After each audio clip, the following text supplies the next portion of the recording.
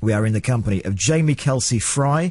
Jamie is contributing editor to New Internationalist magazine. Welcome to the programme. It's good to see you here. Yeah, it's brilliant to be back. Yeah. No, it's lovely to have you. And Laura Thorne is the marketing manager of 606 Club. Laura has not been with this programme before, but, you know, despite your accent, you are no stranger to this city. That is true. I was actually born here. I won't say how many years ago, but it was quite a long time ago. I've 32.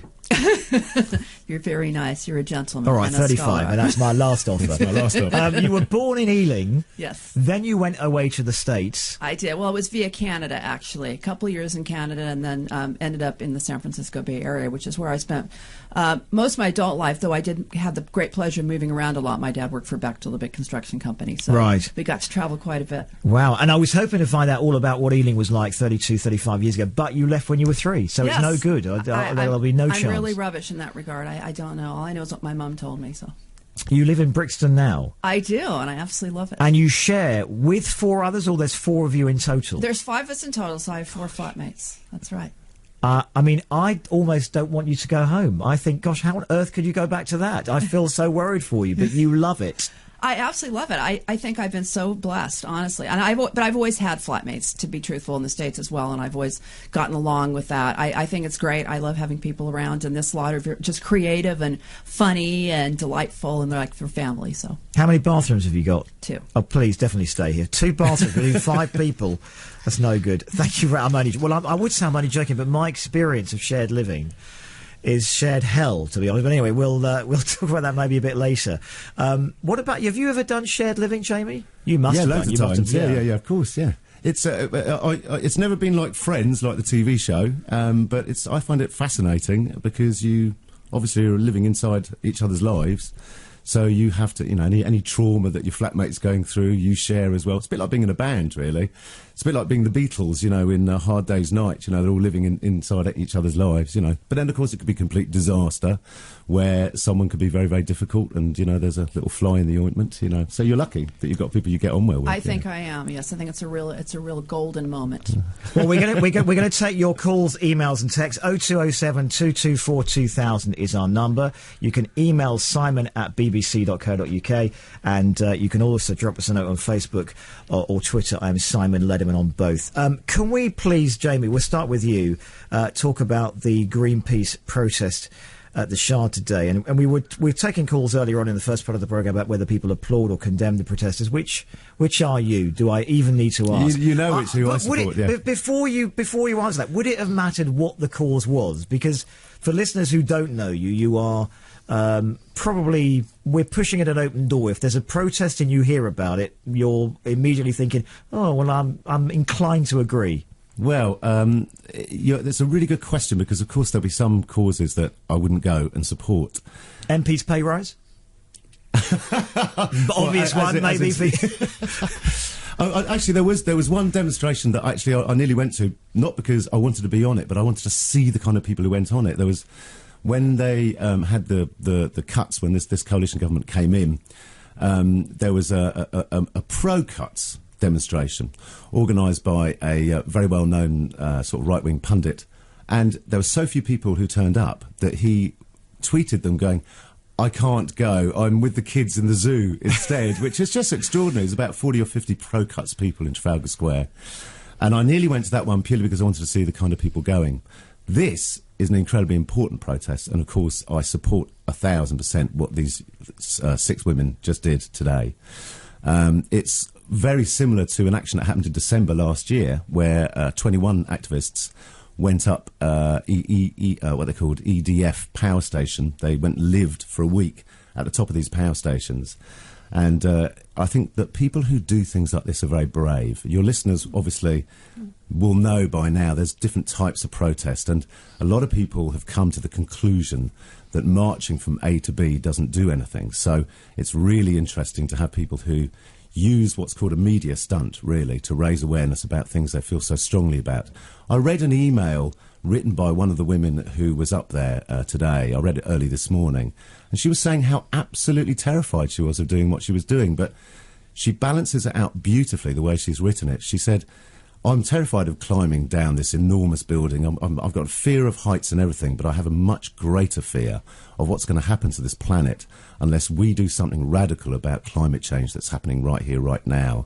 And I thought that was a very moving letter that she did. You know? Do you think that at some stage the people who shout quite loudly, similarly to Greenpeace, but of course on the opposite side, when they say that this country and this world has seen climate change and that's what happens, and where the Arctic is now, it wasn't like that hundreds of years ago, thousands of years ago, millennium ago, and as it is now, it won't be like that in the future? Do you think those people are right? Because we simply don't know. We think, we suggest, we worry, but we don't know. Okay, there's a lot of what we call climate deniers. So there's people who are saying, well, no, it's almost a seasonal thing in terms of the history of the planet. So let's just take that out, take the science out completely, and just put common sense in its place. If you continue to fill the air, the earth, and the oceans with poisons, you're going to come a cropper eventually, and it's obvious that that's what's happening to this planet at the moment. The reason that those Greenpeace people were up there was because Shell Oil mainly, but all the fossil fuel companies are now planning to drill the hell out of the Arctic. But aren't we reducing poisons now? I mean, if you think about when man was first on the Earth, all we did was burn fires and started to pollute. And now we try and think we're trying for green energy, we're trying for green transport, we're trying for all kinds of things to make our lives cleaner and greener, and we are aware. I mean, surely we're better now. If you think about even when I was growing up, and maybe 100 years before then, hideous peace supers in this city. And oh, I see where you're coming from. Well, yes, there were peace supers, that's absolutely true. We're reversing. I really can't agree with that, though. I'd say that the amount of... We're slamming on the brakes on our 4x4. We're accelerating climate chaos really, really quickly indeed. And the alternative, as in using renewables, investing in renewables and sustainables, actually indicates a far, far better life for everyone.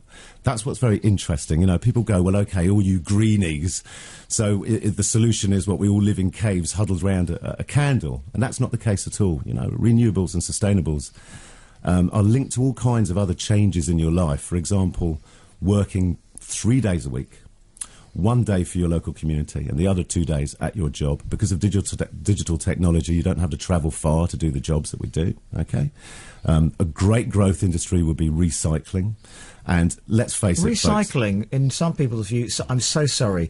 Laura, don't be sorry. I know, because Laura is here, and I'm going to come back to you in a minute. I want to cross the line. Where we are at the moment is we're going to talk about recycling. We're also going to talk about where you get your facts from, on the basis that many scientists can't agree to what you're saying. And I know you put the logic there, but we'll come back to give you a chance.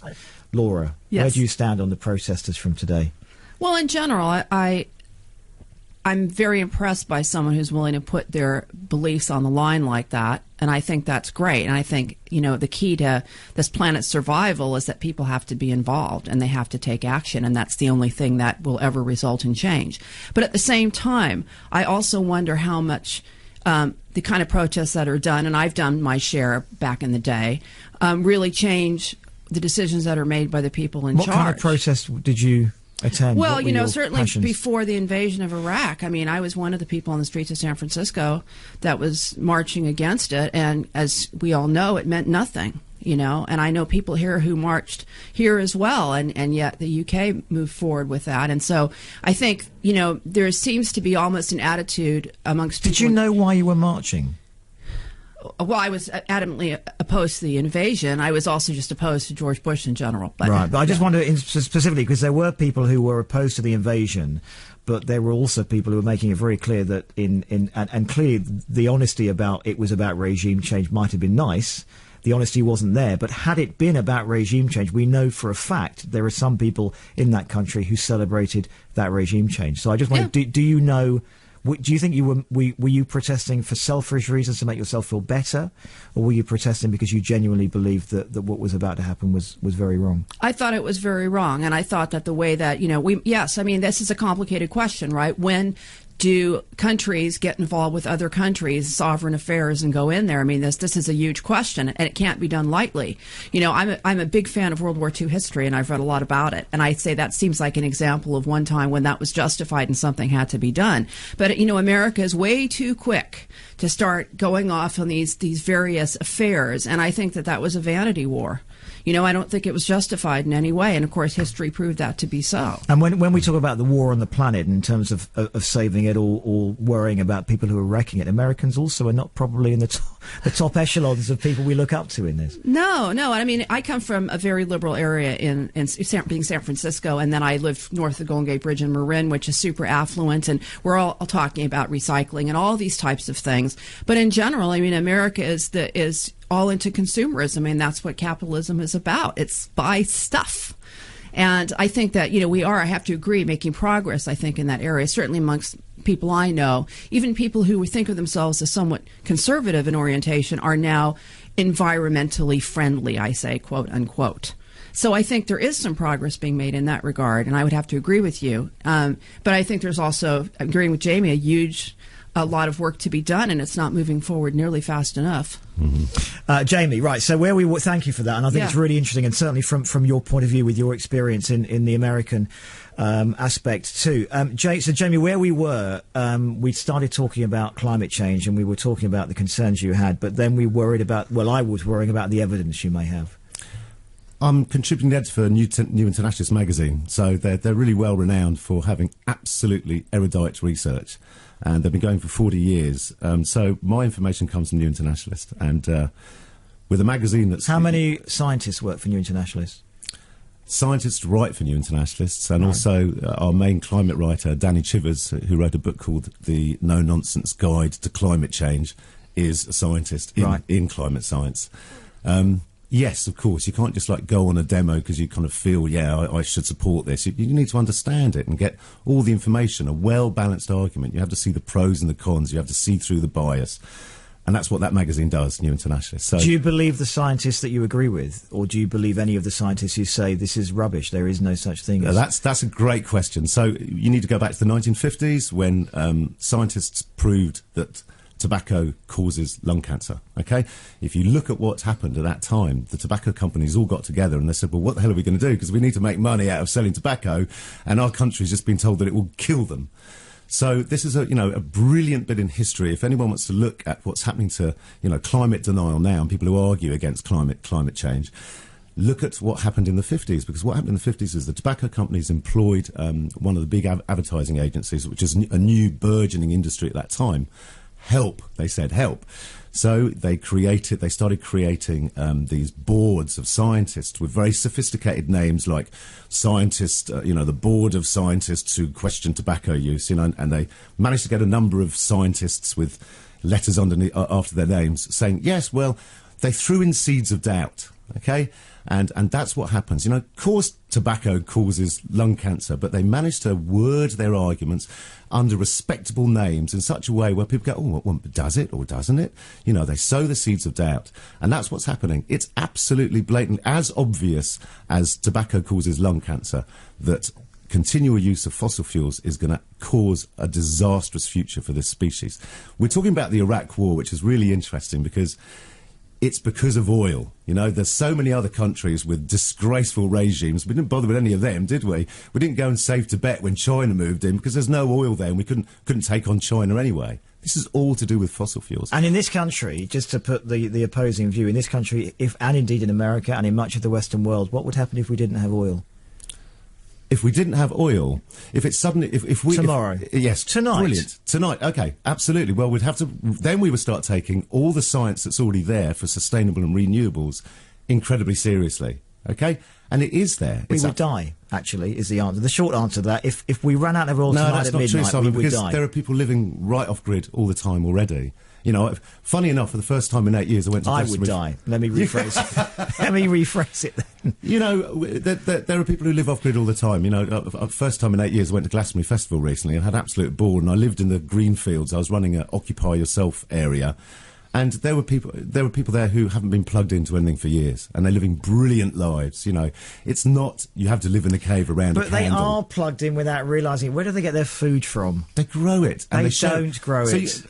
They do, Simon. I was just staying with them. So what you've got is, okay, so you've got a community where down the road there's one guy, he has an expertise perhaps in medicine and herbal medicine. There's a woman down there who's brilliant at fixing things. There's someone who's growing they're growing tomatoes. Down here, you've got a water source. People, you know, trade and share. It might sound very hippie, and it is at that stage. I must say, a lot of the people up there were kind of hippie, and they called each other man. But to get back to your question, if we were forced to be living outside of fossil fuels, it would be difficult only for a while. Okay, let's look at the slavery trade. When slavery got abolished, one of the reasons it didn't for a long time was slaves were seen as being fuel. They weren't even seen as being human beings, okay? And so all these leading industry people were going, well, we can't possibly get rid of slaves because all of industry will collapse. But it didn't, did it? We adapt. We're an amazing species. At the moment, we're in a chapter that I think will be known as the chapter of shame. That's as long as we get out of this chapter to look back on it. But it's shameful that we're allowing our species to just, like, amble into this blind horror of a future. And the alternative is bright, okay? I'm not advertising any product here, you know, but it literally is bright. And there are people already experimenting with it. But these young women who are going down the Shire today, they know this. They're not going off half-cocked. It's a terrifying thing to do. Those people who went and lived at the top of the EDF funnels last year, No Dash for Gas, they're called, they believe in this so passionately. I mean, many of them I know, and many of them won't have children because they're going, until we can secure a decent future for our species, I wouldn't want to wish this on my children. Hold that thought. We'll take your calls, emails and texts on this and everything else we talk about this hour. 0207 224 2000. Jamie Kelsey-Fry and Laura Thorne reviewing the day. Jamie, as you heard there, is contributing editor of New Internationalist magazine, and Laura is marketing manager of 606 Club, of which we will talk about in the programme today. Jazz. Jay from Wood Green says, love your show, Simon. If you want to know what Ealing was like 40 years ago, watch Doctor Who Spearhead from Space, when the Ortons invaded Ealing Broadway and John Pertwee had to sort them out. Says Jay, I shall try and dig that out of the archive. Thank you for that. Now, Laura, can we talk about the MP's pay rise, of which I know that Jamie is hugely supportive of? I understand in America, I suppose the equivalent would be congressmen, I don't know, but are paid significantly more than our MPs in this country. Yeah, I don't know what the exact amount is now, but I mean, I think it's getting up to about $200,000, something along those lines. But I mean, of course, they get all kinds of other stuff. And then some of them do have, you know, they have side projects and so on, because, of course, being in Congress puts you in a great position of influence, and then they get into lobbying and blah, blah, blah. So the road's pretty rosy over there. And I don't necessarily have a problem with an important job getting paid a reasonable amount of money. I think that makes sense. And, you know, but I think that what this looks like to me, certainly the appearance of it, is that we're talking about austerity. And the part that pushes my buttons is it's austerity for who? Is it austerity for the many, but not for the few? And that's what it looks like to me. And that's one of the issues that I'm incredibly passionate about and gets my knickers in a twist. So, you know, I don't know that it makes it all, it sends the right message to be giving MPs a pay rise right now. And the same in the States. I mean, you know, if a lot of people are struggling and the people who are in control are saying, but I need to make more money, how is that fair? It's not just. They largely are agreeing. Certainly all the MPs who have been brave enough to come out and say that I won't take the pay rise clearly agree with that sentiment. There are many who have been very quiet, and I suppose what it might be useful for everybody to do is, whichever side of this they're interested in, whether they support or they're against it, to ask your local MP what they intend to do and whether they're in support of it. But I wonder, you clearly know about the expenses scandal, and they're trying to simplify things, and IPSA are saying, look, there will be an increase in salary, but we're going to cut down on the expenses, and we're also going to limit the pension growth. So in a way it's equivalent to a school head, and there are people who will say, look, if you pay nothing, you get people who are not very good. Right. If you pay peanuts, you get monkeys. Yeah. Yeah. No, I'm not saying that they shouldn't be paid well.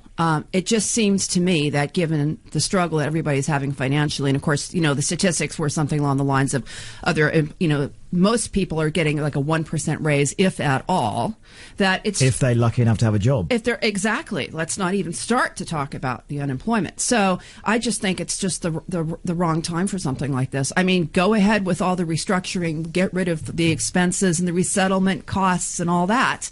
Eliminate those, but don't raise the pay. This is not the right time to be doing that. Jamie? Well, you touched on something really important. You used the L word, the lobbying word, and one of the reasons that's been given for us that the politicians should have their pay rise is, well, otherwise they'll get tempted to make money in other ways. But that's the joke, because they are already. You know, there's been so many lobbying scandals recently. There was one a year ago that I'm sure loads of your listeners will remember this. But, you know, it's funny how quickly we forget these things. What you've got is reporters in disguise as lobbying people. And there was one about a year ago where basically this guy was saying to our Prime Minister's sort of agent who sorted out the lobbying, and this is all with a hidden camera and everything, and they're saying, well, yes, we represent this corporation, we'd like to be able to speak with David about you know, how he and his government can work with our corporation. And the guy is literally saying, well, you know, here's the price scale. Yes, the tariff. For £250,000 you get, and 1 hour prime time, you know. And it was only about 4 months later there was another scandal, same thing, hidden reporters in disguise, and they actually had on record, one of these MPs, you know, recorded him saying, we are like a cab for hire, you know. So there's this way of making money, and there's also, you know, much more not talked about enough at all is what New International is called, you know, the revolving door. So you either have people who are in business, you know, they're CEOs and they work for corporations, and then they end up going into politics, or vice versa. So these people are making an absolute fortune. I think it's interesting that they even bother to kind of argue to be getting more money anyway, because this is a gravy train, and it's really rubbing the normal people in this population. They're rubbing our noses in it at the moment, and the cuts are causing absolute horrors amongst our population. The MPs are not rubbing our faces in it. This is now IPSA. If what you're saying is correct, then anybody's face is being rubbed in it. It's going to be IPSA, who, if you've been on their website today, and I thoroughly recommend again that you might want to do that. There's a list of people you can comment. Comments. Yeah. Have you seen the comments? No, Mel was just telling me. The comments are fascinating. Yeah. The comments are fascinating. Actually, largely quite clean language, but they're there nonetheless. But in a sense, MPs do what you would argue is a vital job. I have never needed my MP, but I know people that have. Yep. And it's our direct route to Parliament. You want the best of the best to be there. You don't want somebody who couldn't get any other job. There will be people who would genuinely perhaps want to go into politics but say that they can't afford to do that. So $200,000 a year, what's that, £150,000, something like that? Yeah, 130, 138. I mean, we're about 80,000 from there. So we're getting politics on the cheap in this country. Yeah, that's a good point. I mean, they're not making that much more money than a head teacher, for example. But you know, as I say, that there are other ways that money's being made. Now, IPSA may. It's a story that can be quite misleading, because yes, you know, they can make. They're raising their pay to a little bit more, but that's not really where the issue is, because as I'm saying, hopefully quite clearly, they're making their money in really different ways. And let's not make this into, you know, an MP bashing moment, right? Because there are MPs, as you so rightly say, who are doing amazing jobs. In my opinion, there's few and far between, unfortunately. But if you look at the history of MPs, of course, one of the things in the earlier days when they changed legislation so that there was fair pay for MPs, which meant that people from working classes could end up being MPs and support themselves, etc., which actually led to incredible people entering Parliament.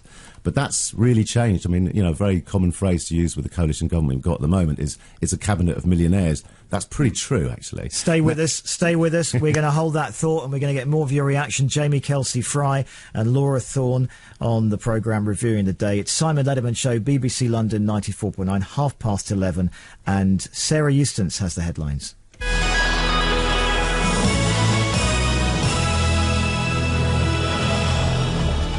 Civil servants are facing questions about their supervision of private contracts for tagging criminals. The government says it was overcharged by tens of millions of pounds.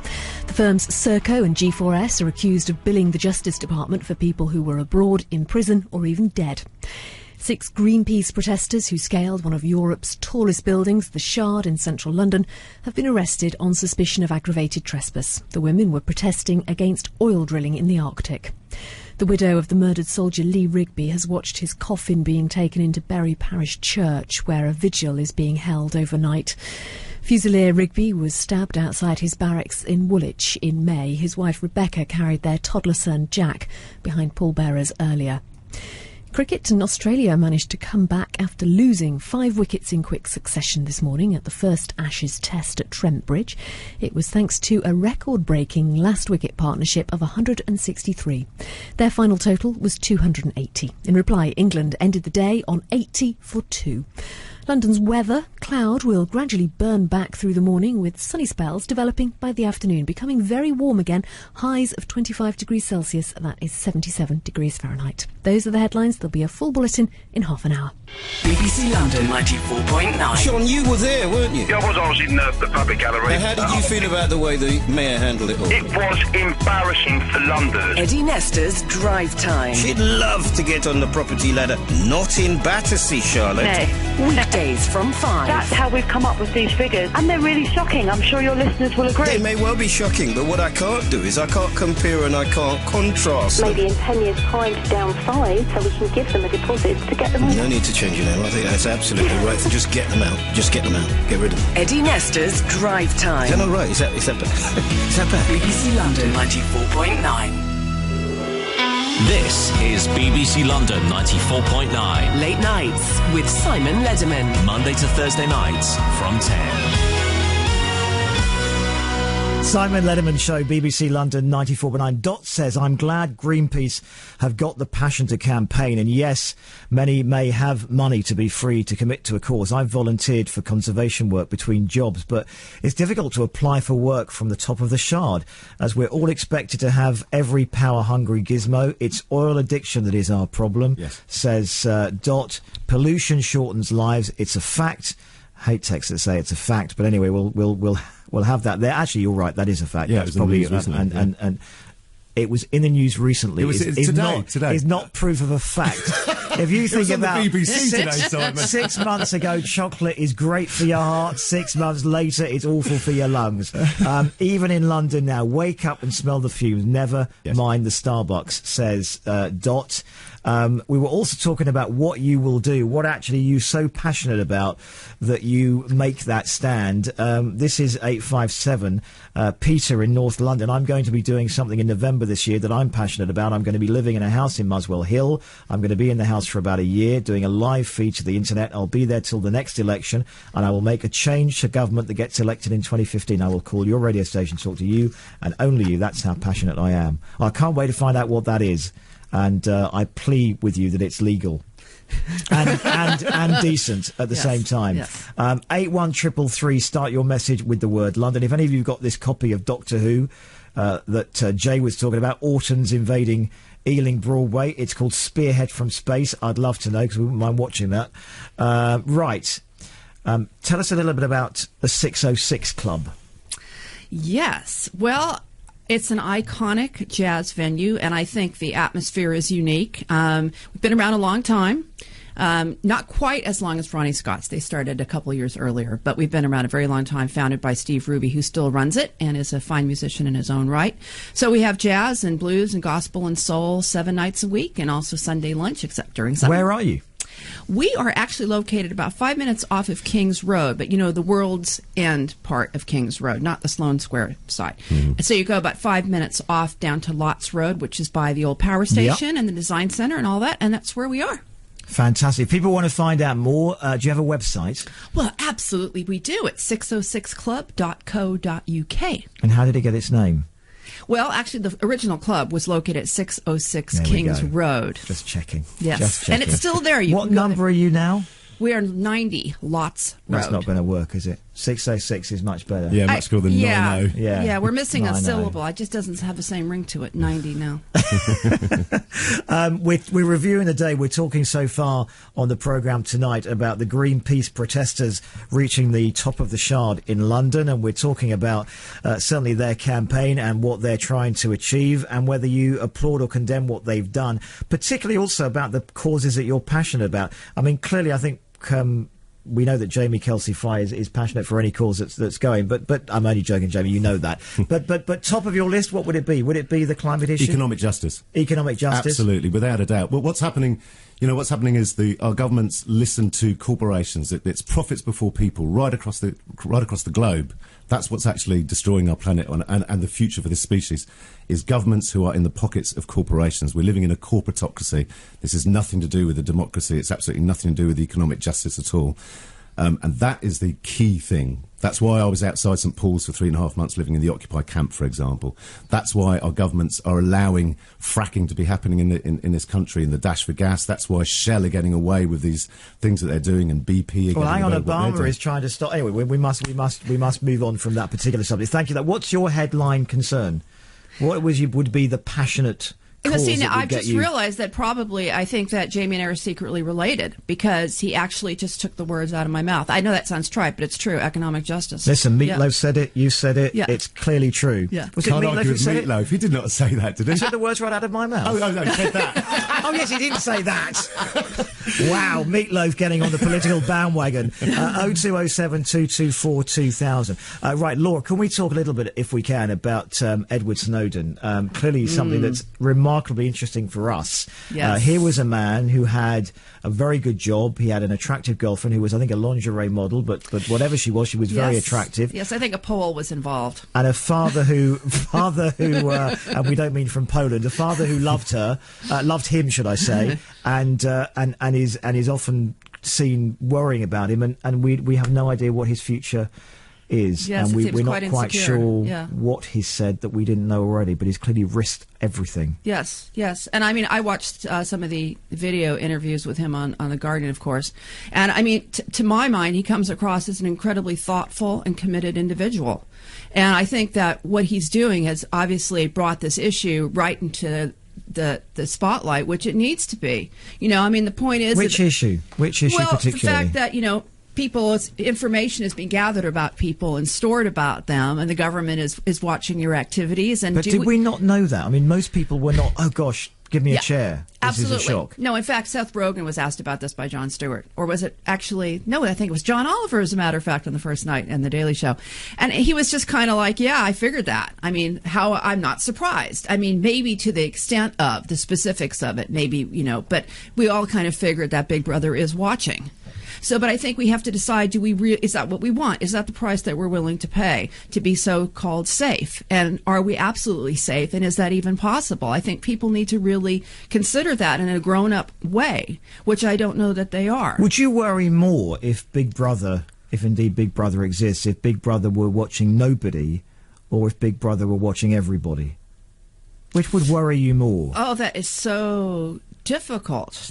That's such a difficult question. I mean, I guess I would say everybody maybe, but maybe I haven't thought about that enough. I mean, that's such a complex thing. I'd have to really think it through. I mean, oddly, what I've never agreed with, for example, is this idea that if you've got nothing to hide, you've got nothing to fear. Indeed. And it sounds as if the European area feels the same when they discover that America are spying on them, because they're always telling us, and of course, the moment they think that someone else is spying on them, there's absolute outrage. Mm-hmm.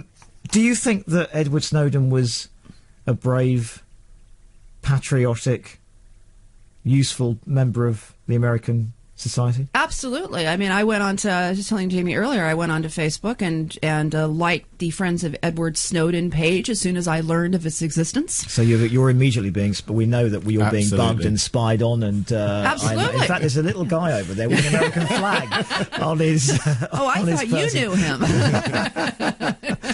But do you worry? Does it matter that people may know you're here, or that you were born in Ealing, or that you're living with 4 other people in a shared accommodation, or whatever it is you've gone through in life? Does it matter? Well, I have, very mixed feelings about this, and I do think about it a lot. My dad actually was a refugee in the Second World War. He left Latvia, his native country, because it was invaded by the Russians and then the Germans and then the Russians, and he had to escape. And, I've always been conscious of what can go wrong and how can it affect people's lives if something beyond your control takes over. And so, but I think that, we have to speak out. If we start censoring ourselves, then we really are doomed.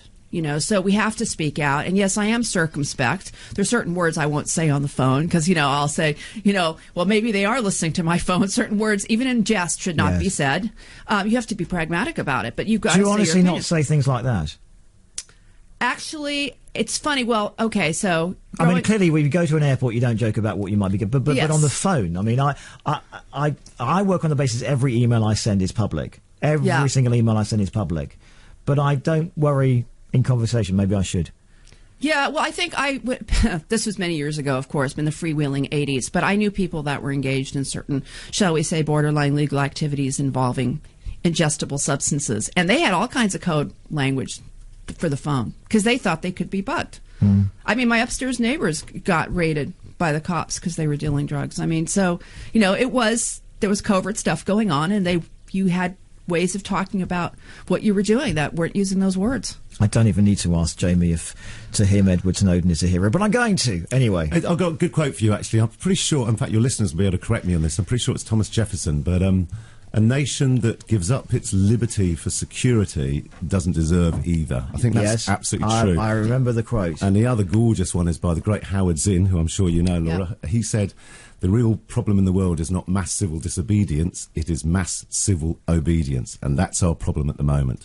What about, all right, if we're shoving quotes out, what about Jean-Paul Sartre, who said that hell is other people? And there are an awful lot of hideous people in this country, across the world, who probably need monitoring. Absolutely. And if some of us get swept up at the same time, doesn't matter. It goes back to the same question, I suppose, we asked Laura before, and that is, would you worry more if nobody were being monitored or if we were all being monitored?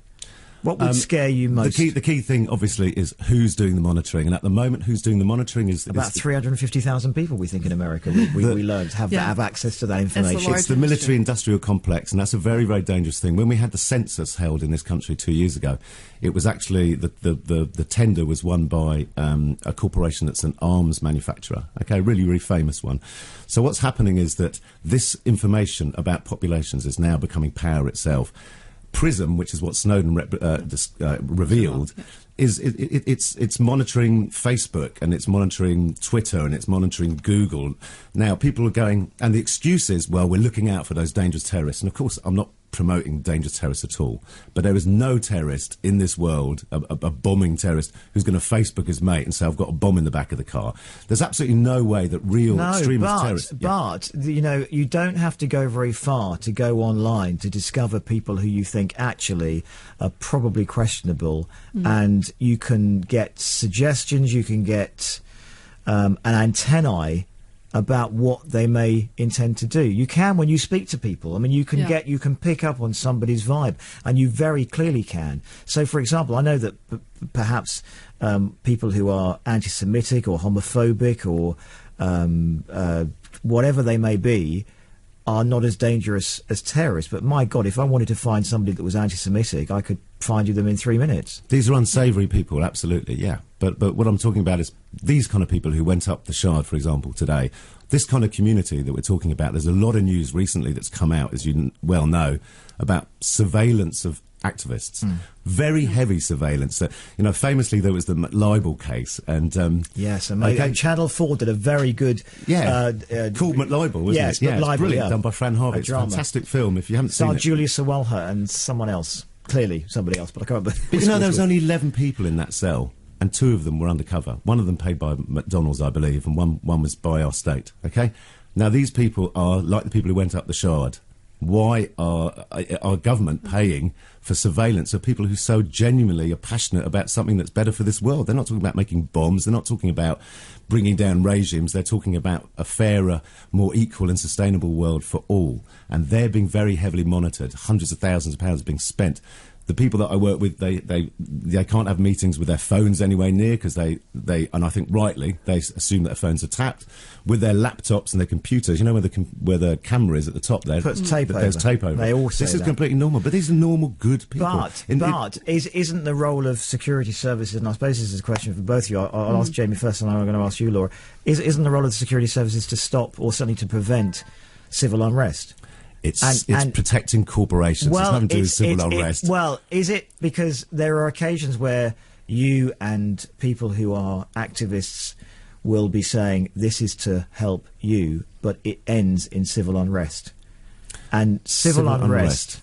Civil unrest got women the vote, for example. Yeah, civil unrest got the British out of India. Civil unrest stopped the Vietnam War. You know, civil unrest got people to vote. If you go back to the Chartists' time, it's a clear argument that if that's the kind of civil unrest that they're trying to stop, then we have to stop them stopping it, because this world is in a dreadful state at the moment. These kind of people, again, I keep talking about Snowden and Greenpeace, but there's also UK Uncut, there's Occupy, all of these groups. They are actually trying to make a fairer, more democratic, sustainable world for all. And their kind of civil unrest, I would buy into completely. I'll do anything I can to support these groups. Laura, when I get back in the morning, there's on BBC News channel, there is the American news. I think they run ABC or they run, I don't know what it will be, but they run some American. And there was a woman on there the other night who was somebody who said, you know, it could have been me, the Edward Snowden case, because she had been targeted. She used to work for the intelligence services. I can't remember her name, but she was very compelling in what she was saying. Yeah. But how do you think people like Edward Snowden are perceived in America? And this idea of civil unrest being, I mean, it's interesting. That should be a mantra on the front of I mean, it's for you to say that out loud, that civil unrest is good for us, is very interesting. Because I'm paraphrasing. I know you didn't actually say that. But how is that perceived in America? Well, obviously, America it's a big tent, right? So there's a lot of different Americas. And I think, you know, some people think he's a traitor, obviously. But I think a lot of liberals are people that voted for Obama. You have to use the L word very carefully, because there's not really liberals in America in the sense as they are in Europe. But feel very let down. I think they feel that, you know, of all the things to have Obama preside over this level of intrusion into our lives, that they feel incredibly disappointed by that. I personally am somewhere in the middle, by the way, because I think it is a very complex issue. But I think, you know, obviously some Americans think Snowden should be vilified. I mean, you know, and they've gone after it in the kind of typical way that often the media does there, which is very sensationalist, to go after the girlfriend and her questionable lifestyle and blah, blah, blah, instead of like really debating the merits of the issue, which is what's really important and why he did what he did. Interesting what you say about Obama, because I think similar things could be said in this country. What do you think happens to people who are about to be elected when they very clearly say that there is too much surveillance in society? I remember David Cameron or Nick Clegg, possibly both of them, were saying this very same thing. They were concerned about what had happened under the Labour administration, and they came in. Something must happen.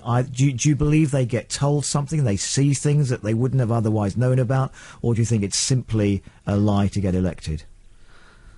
Gosh, well, I mean, in terms of this country, wasn't there a proposal that there was going to be everyone had to carry ID or something cards, like that? Which was scrapped, which was scrapped. So it sounds like maybe there was some legitimacy in that point of view. I wasn't here then, so you know, I moved back here 3 years ago, so I'm not totally sure from a personal point of view. But I think, you know, generally, right, isn't one of the ideas about the conservative point of view that you want to avoid government intrusion? That's certainly one of the principles. And I think, I mean, we can agree upon that. We can say that government should not intrude. But what is intrude? And that, what Jamie was saying about civil unrest, that's sort of in the eye of the beholder, isn't it?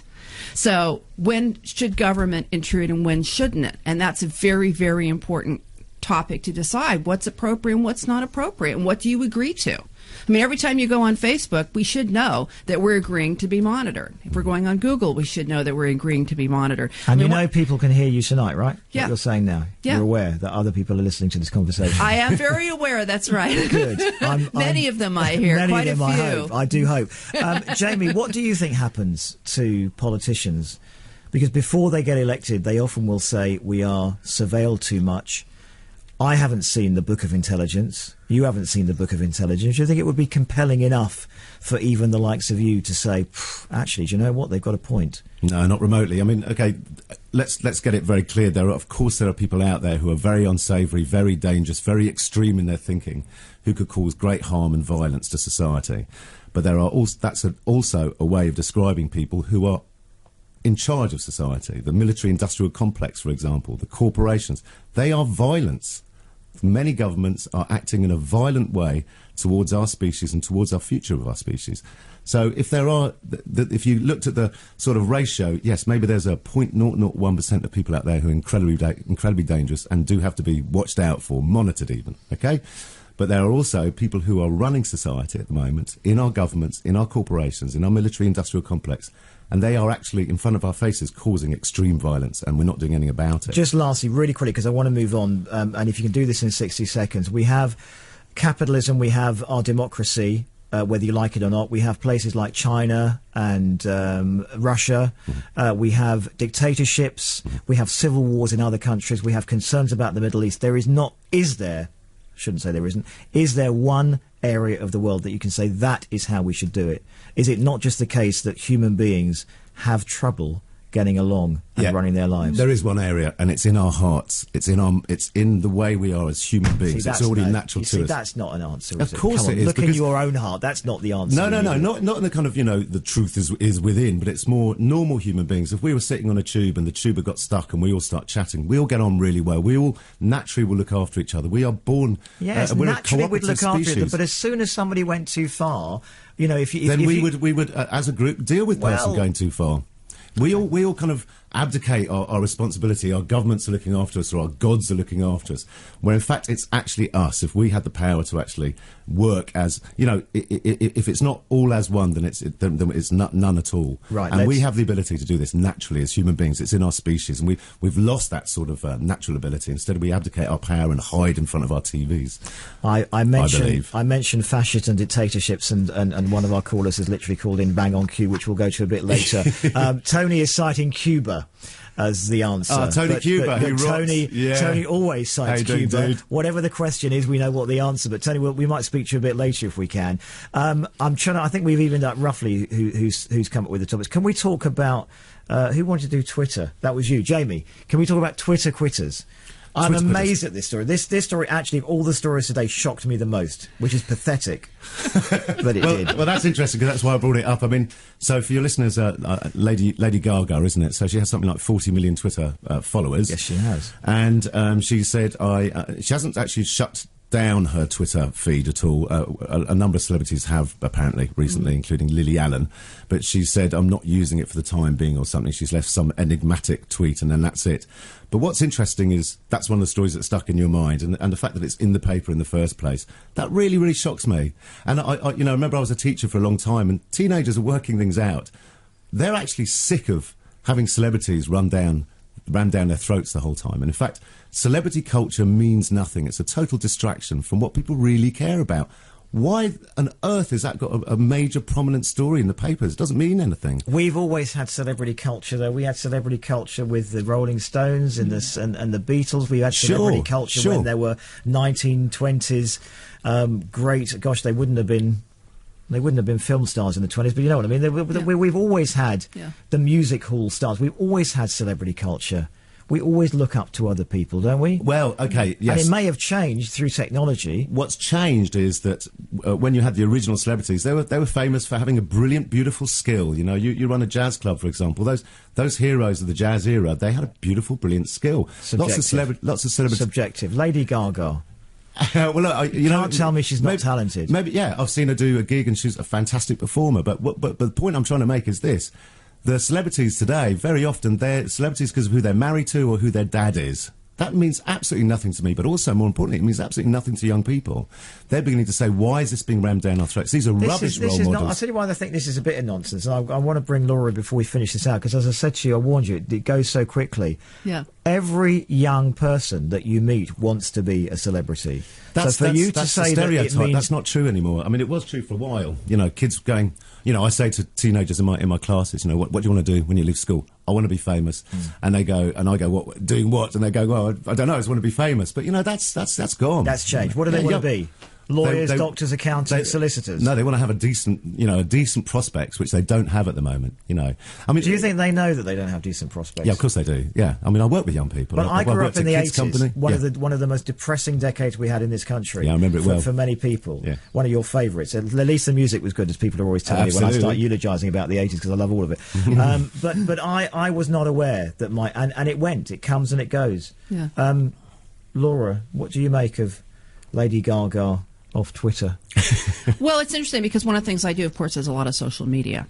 And I think things come and go. There's obviously trends and vogues and saturation periods. And I think that Twitter is maturing. And I think that sort of the idea that you've got to... There's so many people on it. There's so much stuff happening. It's become noise. And so I'm not surprised that certain people are quitting it, and it's kind of going out of vogue a little bit. It's not quite as like, well, it's something I have to do. Maybe people are kind of saying, well, why should I be on it? Maybe I'm sick of being on it. Maybe I don't want to tweet 14 or 20 times a day. So I'm not totally surprised. I mean, I think you're going to see more of this, and they'll move on to something else. That's such is the nature of the beast with social media. It's moving so quickly.